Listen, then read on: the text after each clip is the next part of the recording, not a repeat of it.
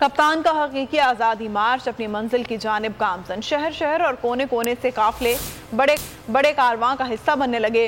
खिलाड़ियों का जोश व खरोश उरूज पर।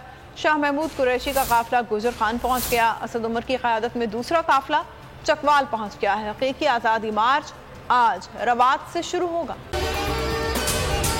अगर आपको ये वीडियो पसंद आई है तो हमारे चैनल को सब्सक्राइब कीजिए और बेल आइकन पर क्लिक कीजिए। मैं आज बोल्ड टीवी वाले शोएब शेख को, उन्होंने उसकी जिंदगी को खतरा अब हो गया।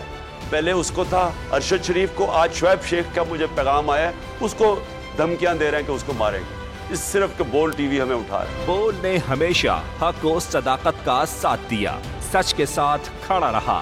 हम हैं मिसाल अब्र, मगर इस हवा से हम डर कर सिमट ही जाएंगे, ऐसे भी हमने। बड़ी मुश्किलात, बड़े बड़े चैलेंजेस, सिर्फ बोल खड़ा रहा, बोल डटा रहा। बोल को है जरूरत अवाम के दुआओं की। इज़हार आसाती के लिए, पाकिस्तान के लिए, पाकिस्तानी अवाम के लिए।